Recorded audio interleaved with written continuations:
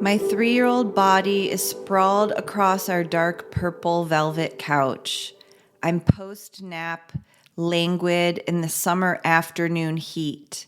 Sunbeams angle through the living room window and dust particles slow dance in the light. I'm entranced, electrified, as interstitial rivers of liquid sun and cool menthol run through me from fingertips to toe tips.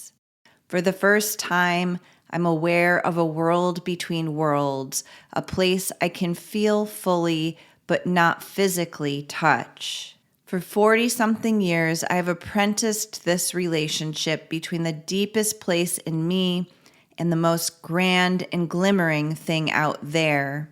I've lived inside the longing of the space between, a magnetic pull to make contact with that mysterious other.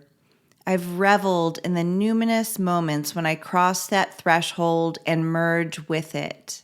This communion happened last night outside in the dark when the earth was silent and the snow glittered like millions of tiny diamonds.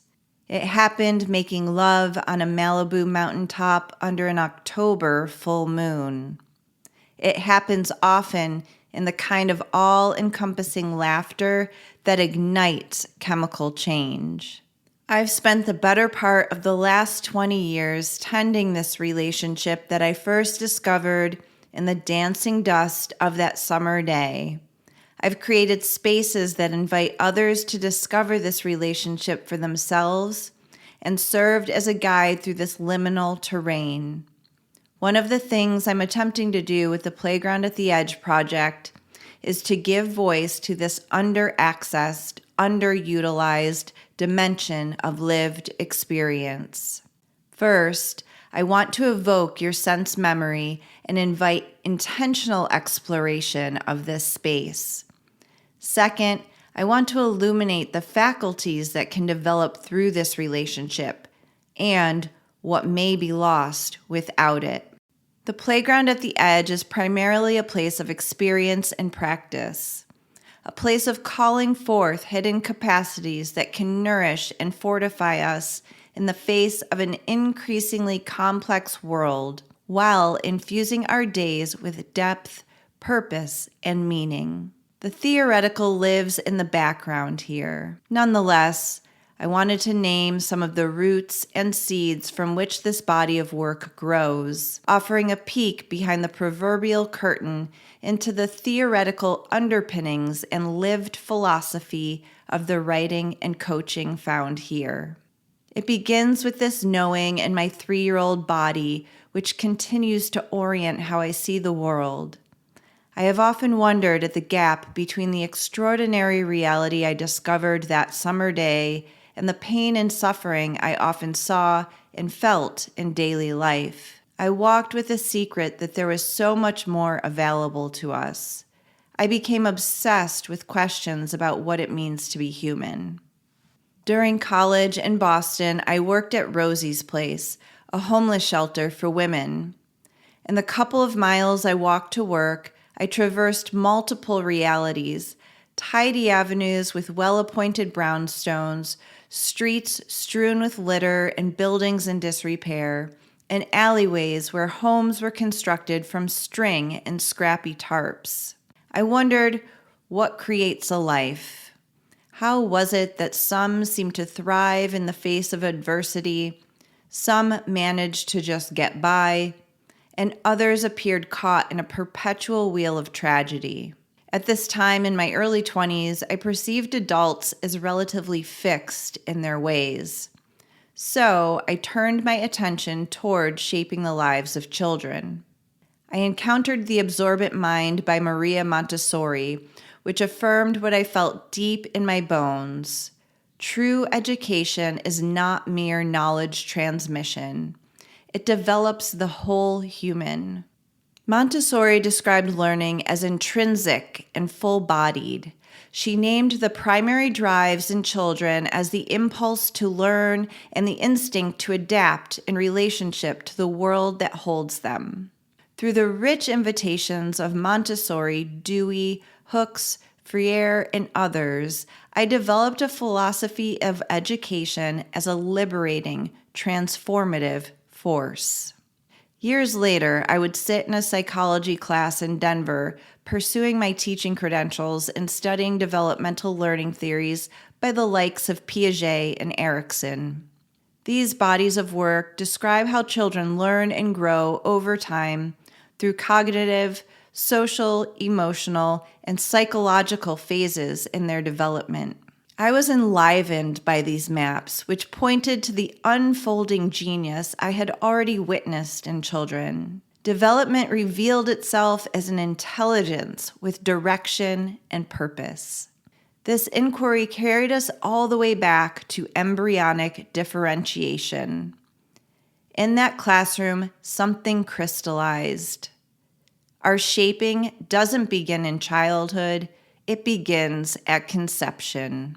I followed that thread and began accompanying women through pregnancy and birth as a doula. Birth became a portal through which I participated in the unfolding of the great mystery between worlds, as each newborn crossed from one realm into another. The matrix of labor, under the right conditions, could become an extended immersion in that liminal space for all involved. Simultaneously, I was deepening my practice of yoga. Aside from birth and mountain adventures, yoga became the one place I consistently accessed the luminous field of the dancing dust. The yoga studio became a place where I shared that space in community with others. It felt like coming home. I left the conventional classroom to pursue a more wild developmental path. The path that Montessori reawakened in me and first described in 1949. Here's what she said. To be always thinking of the mind on the one hand and the body on the other is to break the continuity that should reign between them. This keeps action away from thought, but the true purpose of movement is far higher than to produce an appetite or strengthen the lungs. It is to serve the ends of existence, the universal and spiritual economies of nature. For the next 17 years, I pursued deep learning in and through my body that spanned acrobatics to somatic sexology. I trekked through forests, retreated in deserts, and prayed at the ocean. I steeped in tantric philosophy, Eastern medicine, and Western psychology. I danced everywhere I went. I applied what I gathered through experiential education in my teaching and coaching with adults, regularly witnessing people metamorphose and develop the courage to create the lives they longed for. And then, once again, my field of view shifted. During my master's work in transformative adult learning, I discovered an entire field devoted to how adults continue to grow, just as children do. Theorists such as Robert Kegan, Bill Torbert, and Susanne Cook-Greuter developed maps showing that adults, too, can evolve across the lifespan. I was astonished that this field existed and that I had never encountered it. Adult development theory anchored what I had already observed. Maturation is not accidental. It is intentional, cultivated, and follows a trajectory. My work with adults became infused with the same awe and enchantment I had long felt in witnessing children grow. These theories and maps are useful. They create the conditions for something felt but unnamed to rise into language. They offer frameworks through which we can support development and help people grow into more expansive, responsive versions of themselves. But ultimately, they point beyond themselves. They gesture toward something language cannot fully hold, toward the electric current I first sensed in the summer of 1981, resting on a purple velvet couch as dust danced into aliveness in the light. These currents have been named before through ancient Greek and Tantric philosophy and through Christian mysticism, all attempts to point toward the same animating intelligence. The maps are useful, but they are not the territory. The territory is living and breathing, best known ecologically, in the current of rivers, in the decay and renewal of the forest floor, and in the quality of presence two people can create together when a meeting remakes us. That is where this work lives, and that is where I invite you. If something here landed in you, I'd love for you to find me at the playground at the edge. The link is in the show notes.